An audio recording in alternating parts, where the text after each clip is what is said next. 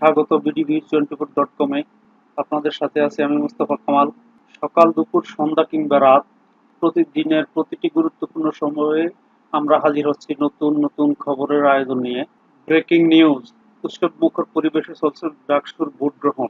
এখন পর্যন্ত সুন্দর পরিবেশ আছে, খুব সুন্দর ভালোভাবে ভোট দিতে পারছে।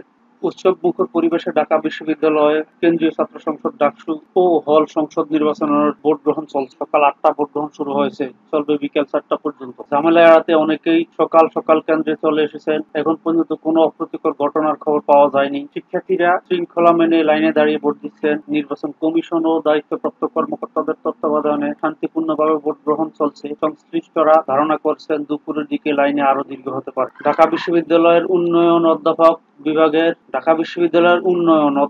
অধ্যয়ন বিভাগের স্যার এ.এফ রহমান হলের শিক্ষার্থী ২২-২৩ সেশনের শিক্ষার্থী রূপক বলেন, আগে এসে ভোট দেওয়া ভালো, ঝামেলা ও ভিড় হলে হয়তো পরে সমস্যা হতো। এখন পর্যন্ত সুন্দর পরিবেশ আছে, খুব সুন্দরভাবে ভোট দিতে পারছে। ঢাকা বিশ্ববিদ্যালয়ের হাজী মোহাম্মদ মহসিন হল সংসদের বিপি প্রার্থী আবু জার গিফারি ইফাত বলেন, আমি চাই নির্বাচনটা অবাধ, সুষ্ঠু আর শান্তিপূর্ণ হোক। এতদিন পর ডাকসু নির্বাচন হচ্ছে, আমাদের জন্য এটা বড় বিষয়। এবার ডাকসু নির্বাচনে পুরুষ ভোটার ২০,৮৭৩ জন এবং নারী ভোটার ১৮,৯০২ জন। পুরুষ ও নারী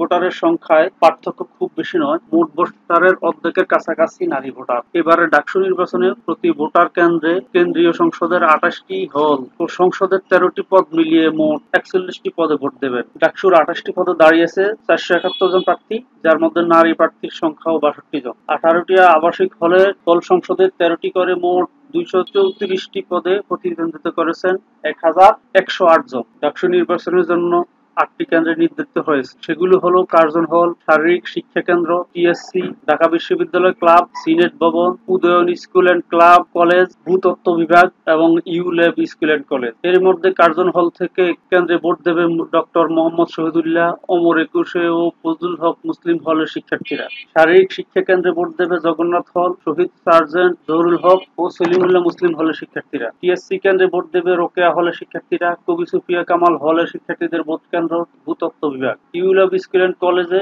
ভোট দেবে শামসুন নাহার হলের শিক্ষার্থীরা এবং ঢাকা বিশ্ববিদ্যালয় ক্লাবে ভোট দেবে বাংলাদেশ, কুয়েত মৈত্রী ও বঙ্গমাতা ফজিলাতুন্নেসা মুজিব হলের। স্যার এ.এফ রহমান, হাজী মোহাম্মদ মহসিন ও বিজয় একাত্তর হলের শিক্ষার্থীদের ভোট কেন্দ্রে হলো সিনেট ভবন। উদয়ন স্কুল অ্যান্ড কলেজের কেন্দ্রে ভোট দেবে সূর্য সেন, মুক্তিযোদ্ধা জিয়াউর রহমান, বঙ্গবন্ধু শেখ মুজিবুর রহমান ও কবি জসিমউদ্দিন হলের শিক্ষার্থীরা। এই পর্যন্ত আমাদের সাথে থাকার জন্য আপনাকে জানাই আন্তরিক ধন্যবাদ।